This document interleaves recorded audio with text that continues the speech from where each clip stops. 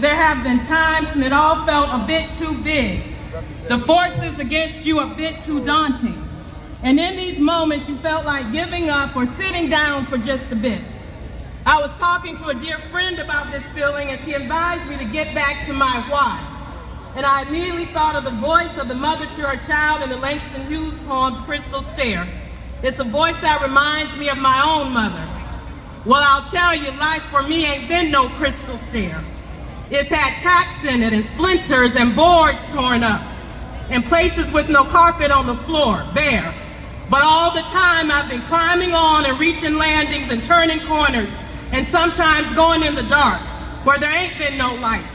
So don't you turn back. Don't you sit down on the steps because you find it kind of hard. Don't you fall now, for I'm still going, honey. I'm still climbing, and life for me ain't been no crystal stair. I thought about the Freedom Riders and SNCC, burned out houses and bombed out homes. I thought about all those before us and all that they had endured, and I knew I couldn't stop. I thought about our daughter, all our children, who now have fewer rights than their parents at their age, fewer rights than their parents were promised and that their grandparents fought for, and I knew that I couldn't stop climbing. I thought about my friend Dr. Frida Milhouse Jones and how her medical practice in our home city of Atlanta was devastated by gun violence, how a patient sitting in the waiting room lost her life that day, Amy St. Pierre. I thought about the fact that her 2 young children experienced their first Mother's Day without their mom, the beginning of a new school year without their mom, and I knew that I had to keep climbing. I thought about A.J. Owens being slaughtered in front of her children in Ocala, Florida, murdered doing what mothers do, defending them, and I knew that we must keep climbing. I thought about neo-Nazis standing at the gates of Disney World, greeting families preparing for a day of lifelong happy memories with hate. What did the mothers tell their children that day? I thought about Lori Carlton, a mother of 9, 25 years after brutal slaying of Matthew Shepard, shot and killed for hanging a pride flag outside of her own business. And I knew that we must all keep climbing. So my friends, we will keep climbing. We are here to liberate the soul of the nation, the soul of democracy from those forces who would have us all go backwards and perish rather than go forward as sisters and brothers. We will never betray those who marched for us, fought for us, lived for us, died for us. We are the children and the grandchildren of their struggles, and we will be worthy of their sacrifices. This is about freedom. This is about peace. This is about love. This is about our children. We are not here for a commemoration. We are here for a rededication to the fight for a future where at long last America's practice will be as good as its promise. And today, hate is being shaken to its core. Walls are crashing down, walls of racism, bigotry, intolerance, anti-Semitism, xenophobia. And as they tumble down, you will hear the sounds of liberation and love. That's what happens when we stand together, when we climb together. Today, let us not look back in anger, nor forward in fear, but around us in awareness. And let me say to the women, we weren't able to speak in 1963, but we are here in 2023. And women are unwavering warriors. I know that we stand in different faiths, but let's go to the Bible for a moment. Moses was able to tell Pharaoh, let my people go, only because he was saved by his sister Miriam as an infant. Deborah helped lead the Israelites to victory out of bondage. Esther risked her life to save her people. And let's just go to the story of Easter as I close. After all of the disciples had fled, it was women who stood at the foot of the cross. Jesus' body was released to a mother. Women prepared his body for burial. Women stood outside his tomb, and it was to a woman that he first appeared after the resurrection. Women are unwavering warriors, and today we will no longer be silenced. Thank you very much. Yolanda Renee King.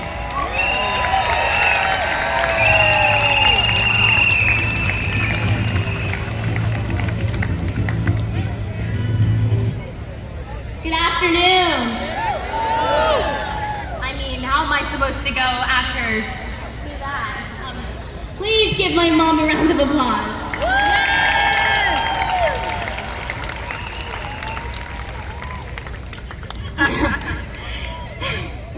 If I could speak to my grandfather today, I would say, I am sorry we still have to be here to rededicate ourselves to finishing your work and ultimately realizing your hidden dream. 60 years ago, Dr. King urged us to struggle against the triple evils of racism, poverty, and bigotry.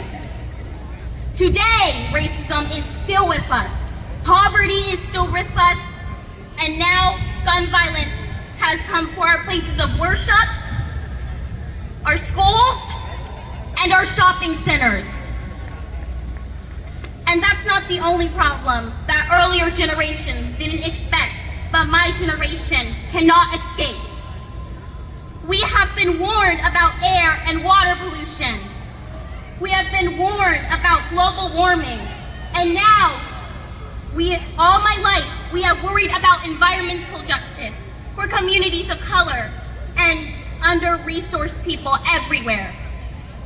But this summer, and for the rest of our lives, my generation will be worrying about global boiling.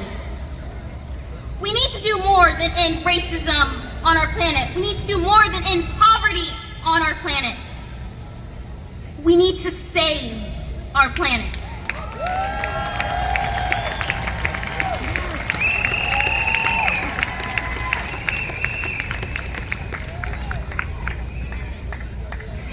When people say my generation is cynical, we say cynicism is a luxury we cannot afford.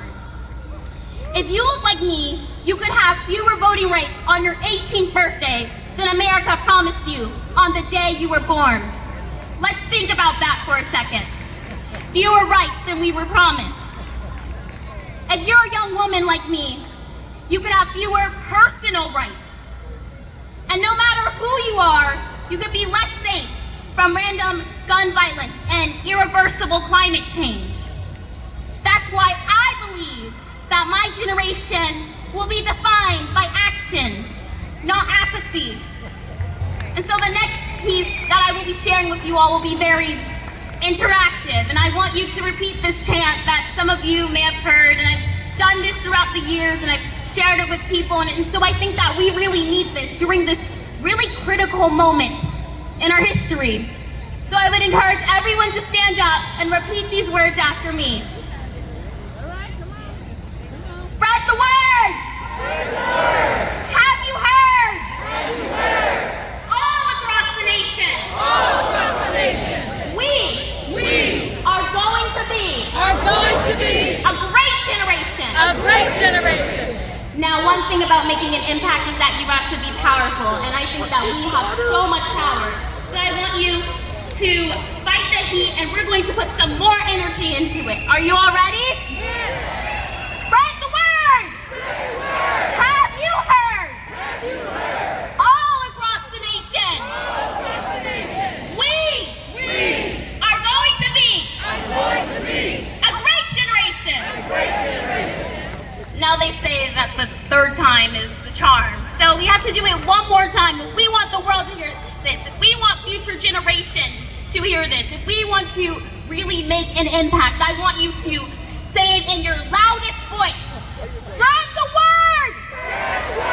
Have you heard? All across the nation. We are going to be a great generation. Now give yourselves a hand. And everyone, my father.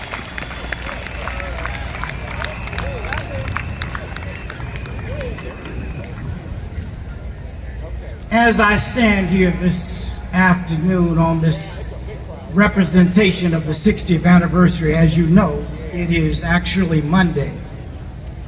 But I'm going to do something a little different because our time, I'm told, has been cut to about less than 5 minutes. And Reverend Sharpton must come up. But I want to let you know how I'm feeling today. because I'm very concerned about the direction our country is going in. And it is because instead of moving forward, it feels as if we're moving backward. The question is, what are we going to do? Do we realize that it is we the people who can make changes, represent history in the right way, ensure that hatred and hostility is not espoused all over our nation? As you know, my mother and father dedicated their lives to embracing love and lifting up the goodness in people. In fact, if somebody was 90% bad, Dad would focus on the 10% good and work to extract that from them.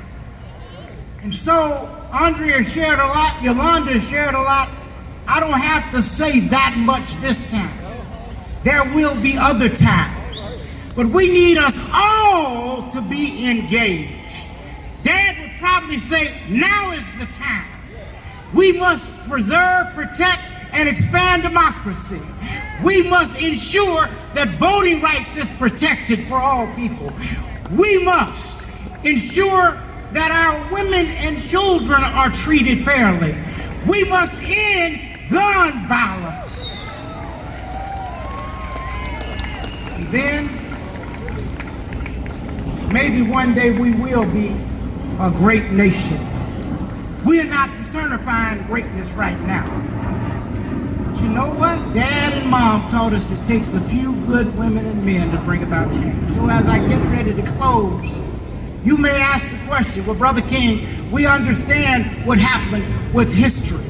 We don't like it or accept it. We understand what happened with voting rights. We don't like it, but we must change it. But you may be asking that question that my father asked back in the late 50s. How long will it be? Well, I don't know exactly how long it'll be. But what I do know is no lie can last forever. How long, you may ask, will it be before we get our freedom? I don't know, but truth crushed the earth will rise again. How long? Not long. Because the moral arc of the universe is long, but bends toward justice. How long? Not long. Because God Almighty is still on the throne. Let's not give up. Let's not give in. Let's not give out. We must move forward to make this nation the nation that it ought to be for all of God's children. Thank you, and God bless you.